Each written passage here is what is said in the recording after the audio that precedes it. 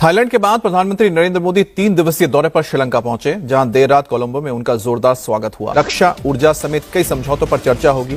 इस दौरान भारत और श्रीलंका में 10 क्षेत्रों में समझौते होने की उम्मीद जताई गई है। जो मुझे लगता है मोदी साहब जिस चीज पे फोकस करेंगे वो डिफेंस के ताल्लुकात भी हैं, और जिसे आप कह लें कि इकोनॉमी भी उनके लिए इम्पोर्टेंट है, डिफेंस भी इम्पोर्टेंट है, फिर डिजिटलाइजेशन भी इम्पोर्टेंट है।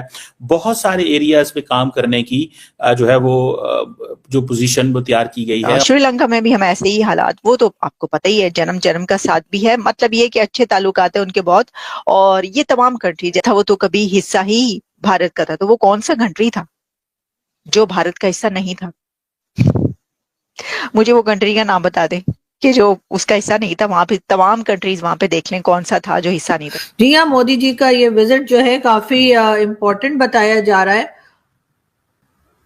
और ये कहा जा रहा है कि श्रीलंका और भारत के बीच में कई एग्रीमेंट्स जो हैं वो हुए हैं, और सबकी नजरें इस तरफ होंगी कि पीएम मोदी जो है वो श्रीलंका के साथ मिलकर नए एग्रीमेंट्स कौन से कर रहे हैं और कौन से प्रोजेक्ट्स हैं जिसके ऊपर श्रीलंका और भारत मिलकर काम करेंगे। कि जब श्रीलंका जो है वो बार बार कह रहा है कि हमें फॉरेन इन्वेस्टमेंट चाहिए इकोनॉमी को स्टेबलाइज करने के लिए, जो फाइनेंशियल क्राइसिस 2022 में आया था। इंडिया ने ऑलरेडी $4 बिलियन की फाइनेंशियल असिस्टेंस अप्रूव की हुई है श्रीलंका के लिए। दैट्स अ बिग मनी, ठीक है जी।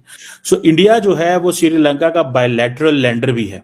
इसके अंदर यह है कि ऑब्वियसली उनको ये क्रेडिट जाता है कि उन्होंने लीडर बन के दिखाया। लीडर बनने के लिए, और वो भी ग्लोबल साउथ का या किसी एक इतने बड़े पार्ट का जिसमें इतने मेंबर कंट्रीज हो, उसका कोई आसान काम नहीं होता।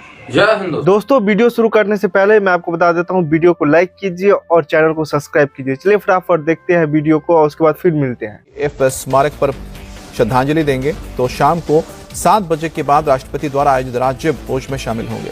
तो नरेंद्र मोदी श्रीलंका में 3 दिन के लिए आखिर क्यों आ रहे हैं? देखें, दुआ पहली बात तो ये है कि ये बड़ा इंपॉर्टेंट है कि नरेंद्र मोदी एक नेबरिंग कंट्री में 3 दिन के लिए जा रहे हैं। मोदी साहब तो फ्रांस 1 दिन के लिए जाते हैं, अमेरिका 2 दिन के लिए, लेकिन श्रीलंका में 3 दिन क्यों? ठीक है जी, ये एक सवाल है। बहुत सारे लोग, जारी बात है, इसके ऊपर जानना भी चाहते हैं, और ये सबको खटक रहा है कि मोदी साहब वहां पे 3 दिन क्या करेंगे। ये साथ ही तो 3 दिन है। जो मुझे लगता है मोदी साहब जिस चीज पे फोकस करेंगे वो डिफेंस के ताल्लुकात भी हैं, और जिसे आप कह लें कि इकोनॉमी भी उनके लिए इम्पोर्टेंट है, डिफेंस भी इम्पोर्टेंट है, फिर डिजिटलाइजेशन भी इम्पोर्टेंट है। बहुत सारे एरियाज पे काम करने की जो है वो जो पोजीशन वो तैयार की गई है, और बहुत सारे एरियाज पे ये बताया जाएगा कि कहाँ कहाँ इंडिया मजीद इन्वेस्टमेंट करने जा रहा है। मैं आपको बताता चलूं कि जब श्रीलंका जो है वो बार बार कह रहा है कि हमें फॉरेन इन्वेस्टमेंट चाहिए इकोनॉमी को स्टेबलाइज करने के लिए, जो फाइनेंशियल क्राइसिस 2022 में आया था। इंडिया ने ऑलरेडी $4 बिलियन की फाइनेंशियल असिस्टेंस अप्रूव की हुई है श्रीलंका के लिए। दैट्स अ बिग मनी, ठीक है जी। सो इंडिया जो है वो श्रीलंका का बायलैटरल लेंडर भी है, जिन्होंने इंडिया ने ये भी वादा किया हुआ है कि वो $1.36 बिलियन का जो रिस्ट्रक्चर करेंगे लोन, क्योंकि श्रीलंका जब 2022 के अंदर डिफॉल्ट कर गया था। सो इंडिया इसलिए भी इंपॉर्टेंट है श्रीलंका के लिए। लेकिन इसके बावजूद नरेंद्र मोदी 3 दिन गुजारना चाहते हैं कि वो एक जो नया जो पॉलिटिकल क्लास है, देखिए जो माजी में जो लीडरशिप थी राजापाक्सा, वो एक और माइंडसेट के लोग थे, वो एक डिफरेंट थे, उनके साथ भी अच्छे ताल्लुकात थे, लेकिन ये एक डिफरेंट जो लीडरशिप आई है, और ये थोड़े से टफ हुआ करते थे इंडिया के हवाले से। लेकिन अब उनको पता है कि इंडिया के बगैर हमारा कोई गुजारा नहीं है। सो इसलिए नरेंद्र मोदी साहब कुछ अरसा वक्त गुजारना चाहते हैं इनको बताने के लिए कि आप बड़े इंपॉर्टेंट है हमारे लिए। बहरहाल, एक तो ये हो गया। इसीलिए बहुत सारे ऐसे एरियाज हैं जैसे एनर्जी सेक्टर में, सिक्योरिटी में, डिजिटलाइजेशन में, इनमें इंडिया जो है ये इंडिया की स्ट्रॉन्ग पॉइंट्स हैं। एंड देन डेट रिस्ट्रक्चरिंग, ये इंडिया के स्ट्रॉन्ग पॉइंट्स हैं कि इंडिया इनमें बड़ी हेल्प कर सकता है श्रीलंका की।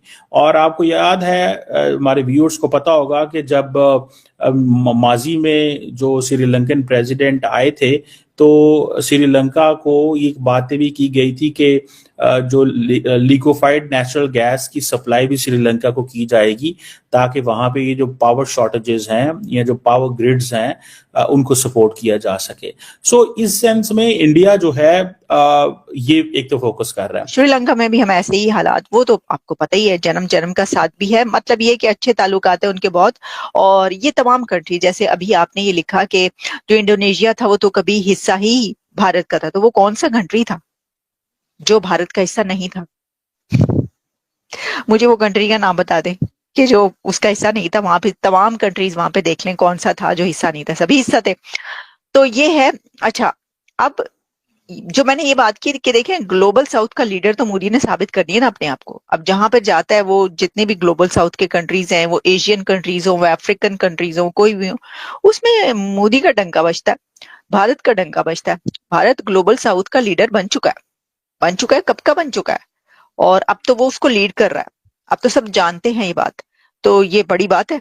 और इसके अंदर ये है कि ऑब्वियसली उनको ये क्रेडिट जाता है कि उन्होंने लीडर बन के दिखाया, लीडर बनने के लिए, और वो भी ग्लोबल साउथ का या किसी एक इतने बड़े पार्ट का जिसमें इतने मेंबर कंट्रीज हो, उसका कोई आसान काम नहीं होता। उसके लिए आपको अपनी पॉलिसीज वैसी करके दिखानी होती है, आपको अपनी इकोनॉमी ऊपर उठाना होती है, और आप दुनिया में अपना नाम बनाते हैं तभी किसी को आप लीडर बन सकते हैं। तो यही उन्होंने लीडर बन के दिखाया। दूसरा, आपको पता है चाइना एक इंपॉर्टेंट प्लेयर है।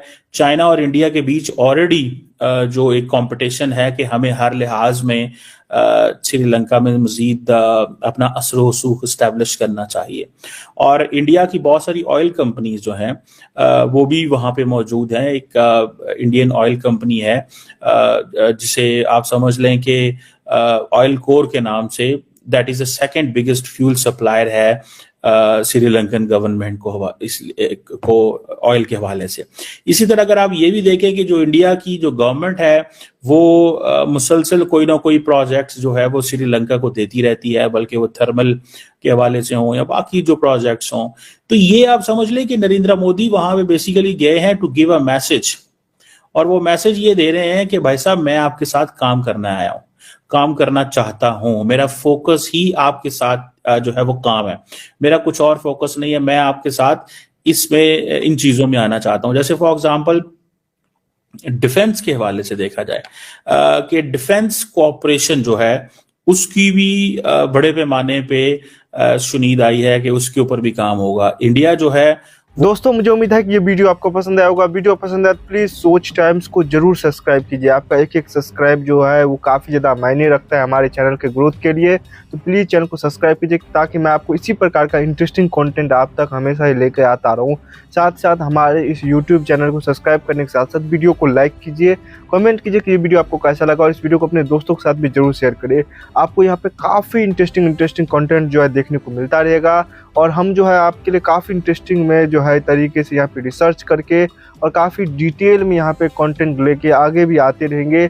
इसका ये आपको मैं बता दूँ, यहाँ पे गारंटी हमारी तरफ से आपको देखने को मिलता है। तो आप सोच टाइम को सब्सक्राइब कीजिए, वीडियो को लाइक कीजिए, और इस वीडियो को अपने दोस्तों के साथ भी जरूर शेयर कीजिए। नमस्कार, फिर मिलेंगे अगले वीडियो में। नमस्कार।